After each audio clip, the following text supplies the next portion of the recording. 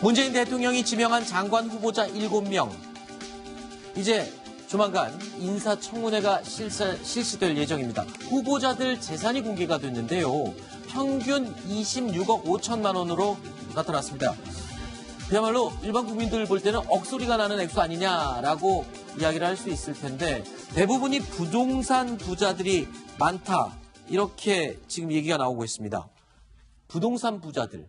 대부분이 부동산 부자입니까?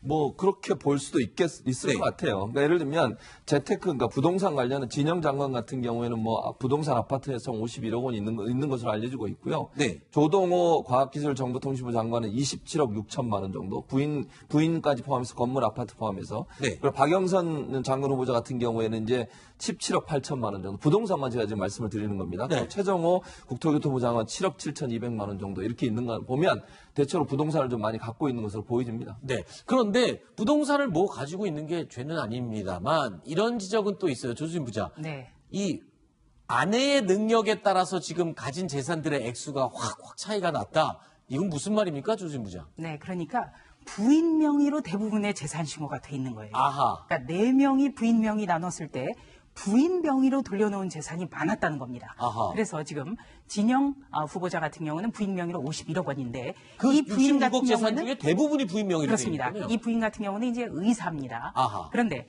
이 최정호 후보자 같은 경우에는 부인이 직업이 없습니다. 무직이에요. 네. 그런데 이제 그 아파트 7억 7,200만 원이 부인 명의였고요. 네. 박영선 후보자 같은 경우는 남편이 워낙 유명한 미국 변호사입니다. 네. 그렇기 때문에 뭐 저는 이해할 수 있습니다. 네. 제가 이 장관을 지낸 분에게 오늘 전화해서 한번 물어봤어요. 네. 왜 이렇게 명의를 부인에게 돌려놓느냐? 네. 그랬더니 이유는 간단하다. 뭐죠? 예, 집안의 권력은 부인에게 있다. 네. 아이, 참. 저도 무슨 대단한 얘기가 지금 나올 줄 알았습니다만. 그냥 통상적인 그 대답이었군요. 그러니까 네. 아내가 오히려 재산권을 다 가지고 있다. 그런 아주 무난한 대답으로 마무리를 했군요. 자, 장관이 되려면 글쎄요. 배우자들의 부동산 재테크 능력이 매우 중요한 것 같습니다. 장관 후보자 재산이 많다. 뭐 이게 문제가 될 일은 분명히 아닙니다. 그런데 개각 발표 전후로 그러니까 장관 후보자가 발표되기 전후로 이 후보자들의 재산의 움직임 그리고 세금 납부의 움직임 뭐 이런 것들이 조금 눈에 띄었다고요? 김태현 변호사님. 어떤 움직임이 이상했던 거예요? 그러니까 말씀하신 대로 장관 후보자가 부정한 돈이 아닌 이상 뭐 부동산이 많은 걸 가지고 무료 삼을 수는 없어요. 문제가 안 된다면 그냥 드러내는 그렇죠. 거죠. 그러니까 부동산 폭등기도 있었으니까. 근데 네. 문제는 이제 세 사람 중에서 가장 문제가 되는 게 이제 최정호, 저는 개인적으로 최정호 국토부 장관 후보자라고 왜죠? 보이는데 왜냐면 2월 18일 얼마 안 됐잖아요. 분당에 있는 아파트를 자녀에게 증여를 합니다. 네. 그리고 이제 부인 명의 잠실 아파트 매물로 내놨는데 네. 문제는 단순히 증여하고 끝나는 게 아니라 네. 뭐 증여세는 다 납부했다고 해요. 네. 거기서 이제 저 부부가 월세를 삽니다. 그러니까 집을 자녀들에게 증여를 했는데 네. 그 집에 다시 또 월세로 들어갔다고요? 뭐 그냥 살아도 될 건데 네. 거기 살다가 증여를 해서 소유권은 바꾸고 본인이 이제 월세 형태로 사는 저 부분들이 네. 아니 1가구 2주택 이 문제를 좀 피하기 위해서 입각을 앞두고 저런 조치를 한 것이 아닌가라는 지금 의혹이 좀 일고 있는 거죠. 저는 부동산 재산이 많지가 않아서 잘 이해가 안 됩니다. 재테크를 잘 못해서 그런지. 좀 이유가 뭡니까? 자, 국토교통부 장관은 뭐의 주무죠?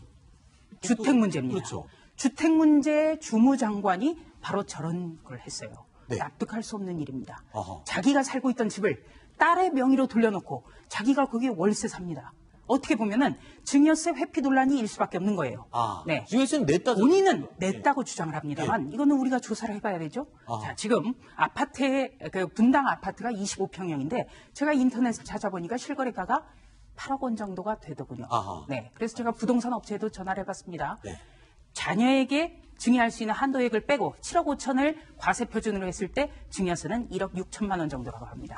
때문에 이 1억 6천만 원을 완납했는지 이것이 장관 입각을 위해서 꼼수를 부리거나 거짓 해명을 했다면 이것은 굉장히 용서하기 어려운 행위입니다. 알겠습니다. 아주 꼼꼼하게 취재를 해보셨군요. 조만간 이 청문회에서 그런 부분들이 공통적으로 지적이 될 수 있도록 오늘 잘 언급을 해주셨습니다.